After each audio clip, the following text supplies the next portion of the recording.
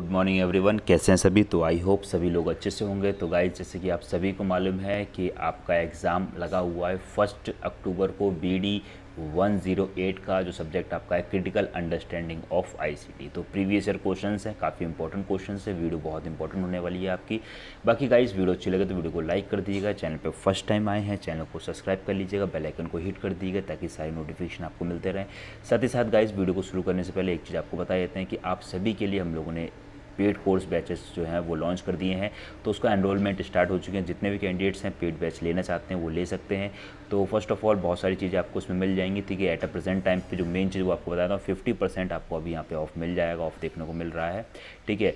बाकी अदरवाइज़ बाद में आप इसमें एनरोलमेंट करेंगे तो आपको हो सकता है सीट लिमिटेड ही है तो शायद आपका एनरोलमेंट ना हो पाए। बाकी कोई डाउट हो, कोई क्वेरी हो तो आप इस नंबर पर कॉन्टैक्ट कर सकते हैं, सारी की सारी चीज़ें अवेलेबल करवा दी जाएंगी। B.Ed सेकेंड ईयर के कैंडिडेट्स के लिए भी सेम चीज़ है, ठीक है। 2000 का आपका कोर्स है, 1 ईयर प्लान का पूरा कोर्स है, यानी कि जब तक आपके एग्ज़ाम नहीं होंगे तब तक पूरा सारी चीज़ें करवाई जाएंगी, ठीक है। 50% ऑफ है, सारी की सारी चीज़ें सेम है।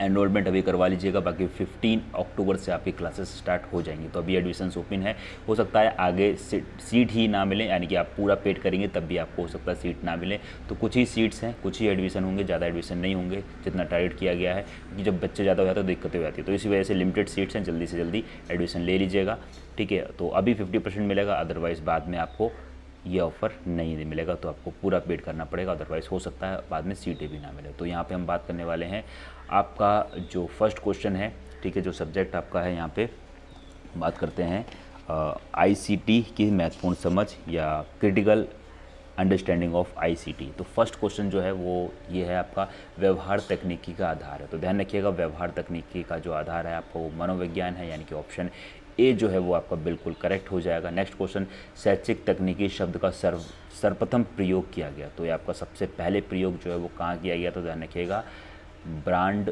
मोर में किया गया था, ऑप्शन ए करेक्ट हो जाएगा। थर्ड की बात करते हैं MS वर्ड। MS वर्ड क्या है, तो ध्यान रखिएगा MS वर्ड आपका पहला ऑप्शन सिस्टम सॉफ्टवेयर है, एंटी वायर सॉफ्ट प्रोग्राम है या एप्लीकेशन सॉफ्टवेयर है। तो ध्यान रखिएगा MS वर्ड जो है आपका ये आपका एप्लीकेशन सॉफ्टवेयर है, यानी कि ऑप्शन सी जो है वो आपका करेक्ट हो जाएगा, ठीक है।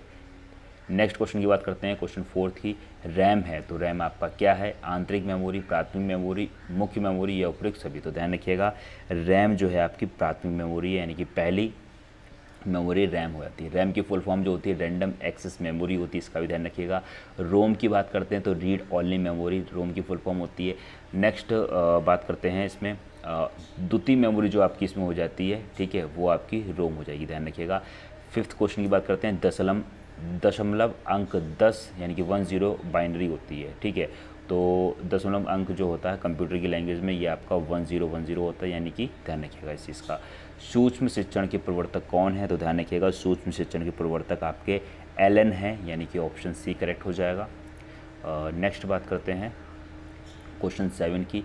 7 क्वेश्चन में हमसे क्या पूछा गया है, 7 प्रश्न पूछा गया है राज्य स्तर पर स्थापित शैक्षिक तकनीकी केंद्र का क्या नाम है। तो ध्यान रखिएगा ये आपका नाम हो जाएगा डाइट, ठीक है।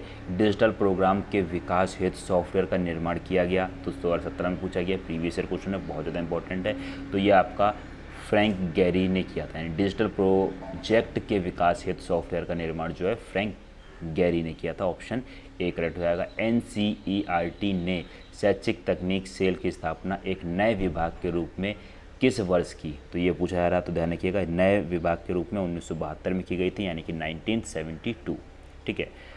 नेक्स्ट बात करते हैं, मैं कलर कुछ अलग लेता हूँ ताकि चीज़ें आपको आराम से दिखें। एक सेकंड बस मेरे को दीजिएगा, मैं सेलेक्ट कर लेता हूँ।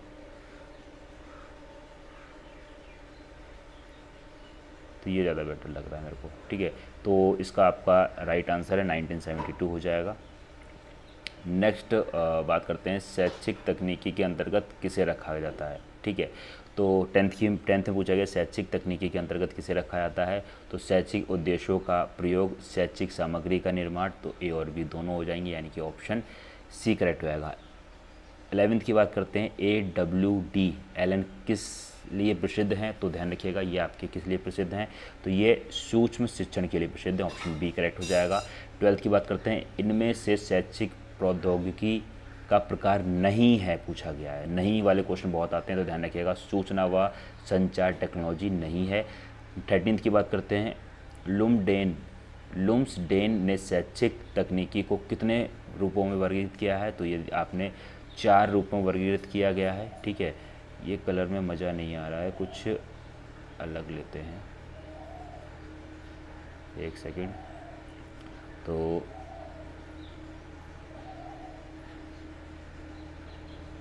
ये ठीक है। नेक्स्ट 13th का आपका 4th ऑप्शन आएगा। 14th की जो अगर बात करते हैं, 14th प्रश्न में पूछा गया है शैक्षिक तकनीकी शब्द की उत्पत्ति किस भाषा से हुई? शैक्षिक तकनीकी की बात करी गई है, तो ये आपकी आंग्ल भाषा से हुई है। ऑप्शन ए जो है आपका बिल्कुल करेक्ट हो जाएगा। उत्तर प्रदेश में राज्य शैक्षिक तकनीकी संस्थान स्थित है, तो ये आपका लखनऊ में स्थित है। ऑप्शन ए करेक्ट हो जाएगा। नेक्स्ट बात करते हैं, भारत में शैक्षिक प्रौद्योगिकी शब्द की विस्तार से व्याख्या किसने की है? तो डिटेल में एक्सप्लेनेशन जिसने दिया है वो एनसीईआरटी की फुल फॉर्म एक बार देख लीजिएगा। ठीक है, national council of education research and training centre, sorry एक सेकेंड।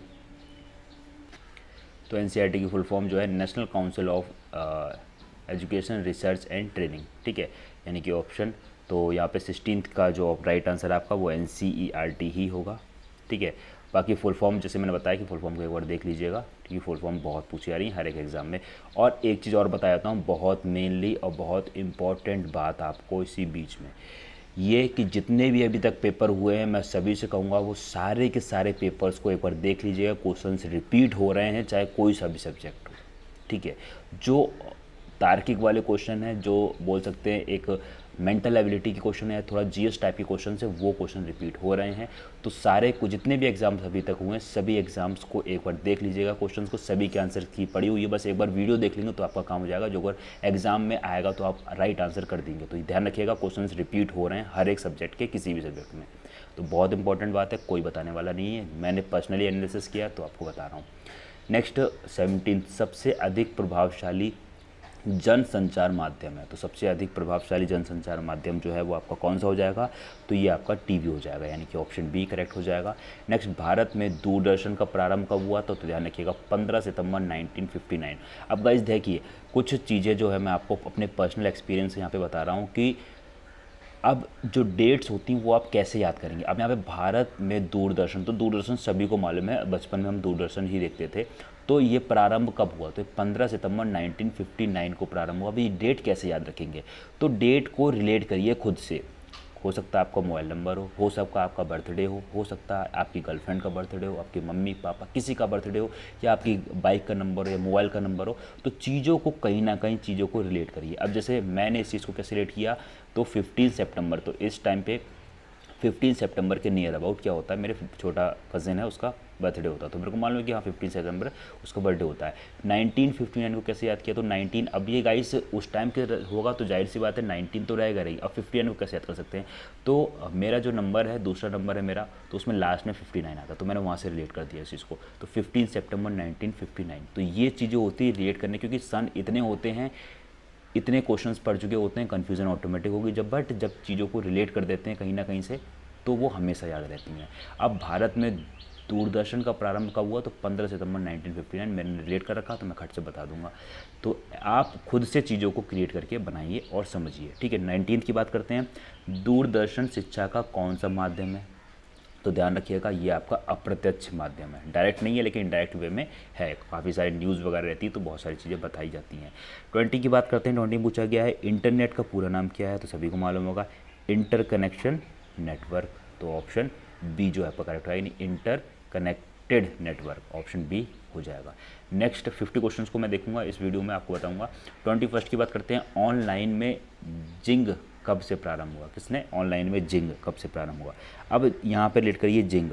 ठीक है, तो जिंग का प्रारंभ कब हुआ? ऑनलाइन की बात करिए, यानी कि 31 अक्टूबर 2006।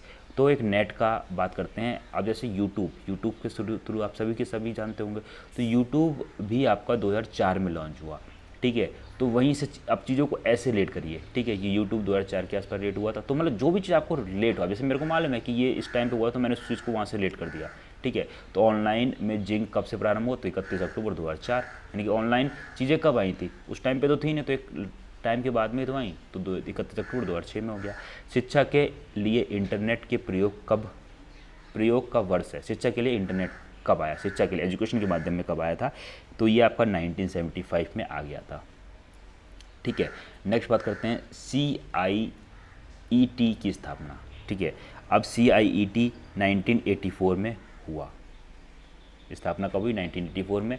अब यहाँ पे आपको एक कमेंट में आंसर देना है जिनने भी वीडियो को एंड तक और अच्छे से देखा है, यानी कि CIET,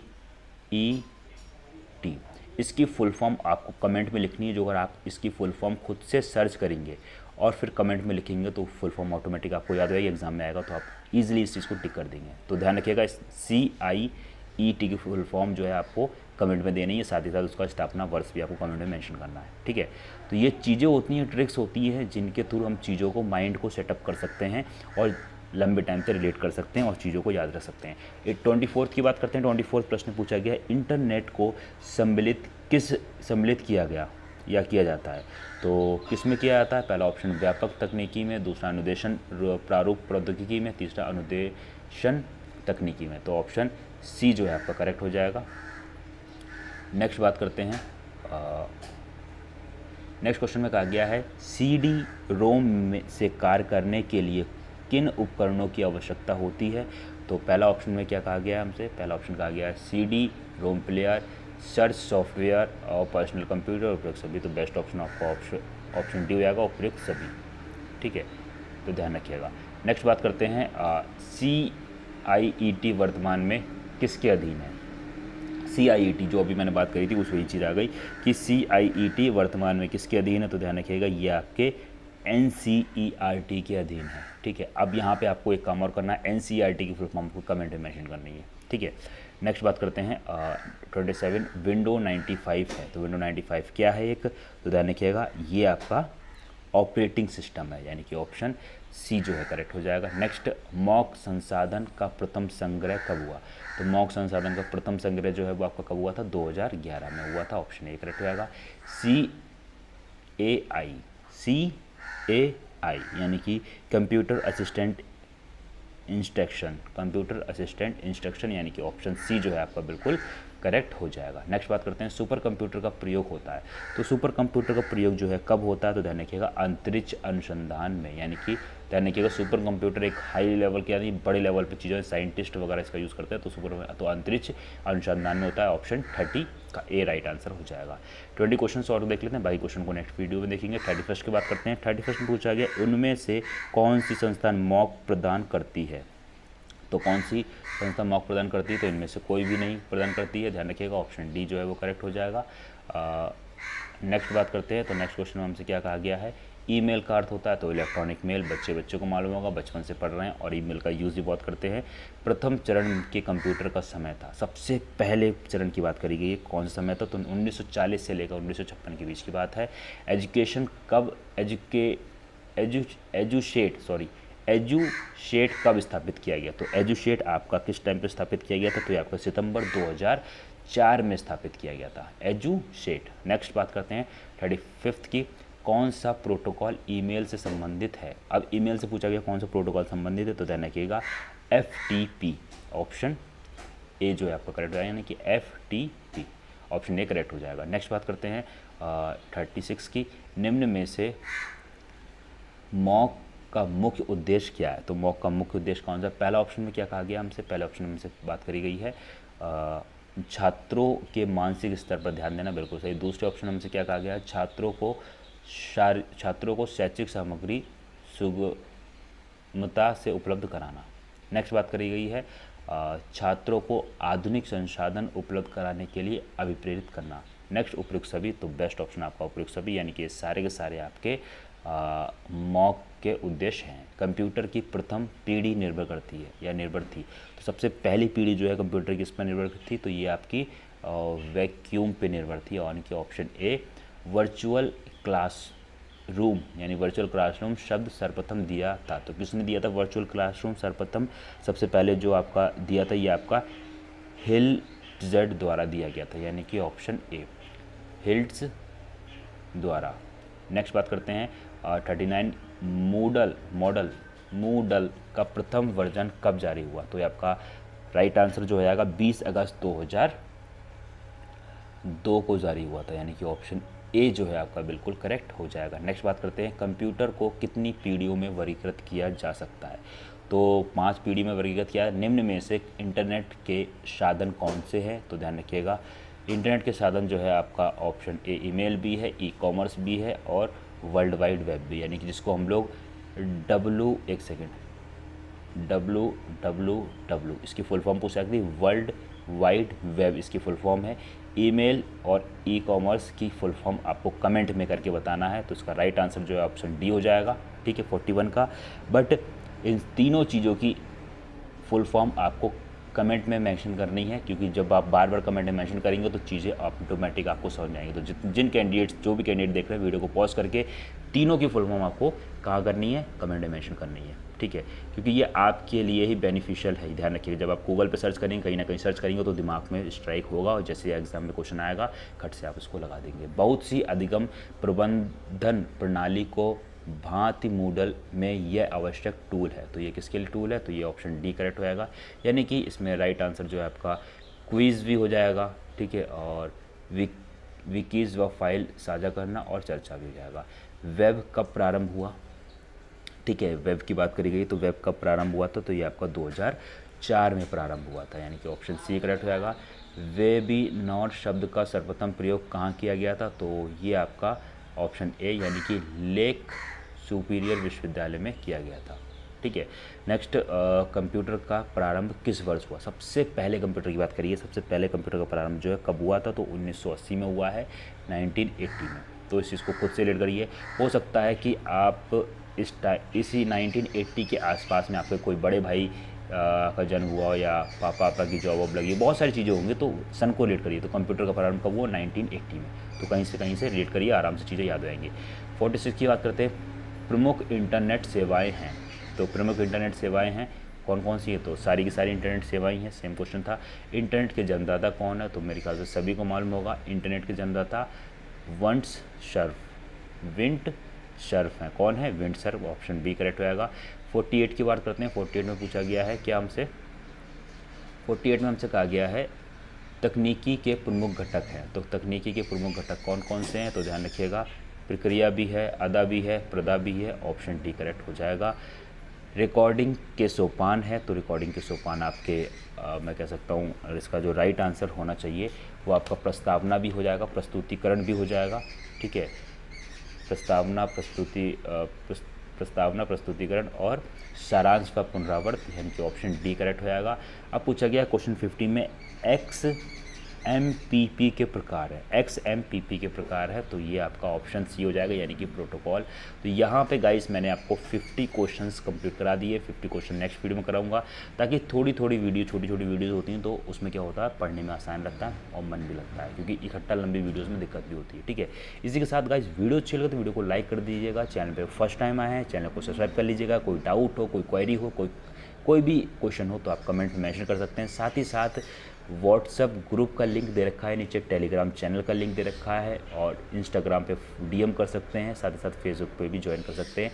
सारे सोशल नेटवर्किंग साइट से आप हमसे बात कर सकते हैं, ठीक है। और कोई भी डाउट, कोई भी क्वेरी हो तो आप वहाँ पे मेंशन कर सकते हैं। सारे के सारे डाउट आपको यहाँ पे टेक्निकल टीम सारी की सारी पूरी की पूरी मदद कर सकती है। बाकी पर्सनली मेरे से बात करने के लिए इंस्टाग्राम पे डीएम कर दीजिएगा, वहाँ पे मैसेज छोड़ दीजिएगा, वहाँ से मैं आपका प्रॉब्लम रिजॉल्व करवा दूँगा। देन गाइस मिलते हैं नेक्स्ट वीडियो में, तब तक के लिए। और लास्ट में एक बार और बोलूँगा कि जितने भी कैंडिडेट्स हैं सभी के सभी कैंडिडेट्स को कहूँगा कि जितने भी अभी आंसर्स की अपलोड करी गई हैं, चाहे मेरे चैनल पे या फिर आपके पास जो आपकी जो बुक्स आपके जो पेपर्स रखे, उन सारे पेपर्स को एक बार देख लीजिएगा, ठीक है। क्योंकि क्वेश्चंस रिपीट हो रहे हैं, सभी से कहूँगा क्वेश्चन रिपीट हो रहा है। मैं कह रहा हूँ जितने भी पेपर हैं वहाँ से जो 4 से 5 क्वेश्चन 10 क्वेश्चन भी मिल जाते हैं आपको, तो मान के चलिए कि 10 क्वेश्चन आपके बिल्कुल पक्के हो जाते हैं, ठीक है। और ये सब्जेक्ट ऐसा है तो उसमें सभी तरीके के क्वेश्चन आएंगे। बाकी कंप्यूटर से ज़्यादा रिलेटेड रहते हैं क्वेश्चंस, ठीक है। देन मिलते हैं नेक्स्ट वीडियो में, तब तक के लिए थैंक्स फॉर वॉचिंग। और वीडियो को एक बार जल्दी से शेयर कर दीजिए जितने भी कैंडिडेट्स वीडियो को देख रहे हैं। Then have a good day and all the best for your exam.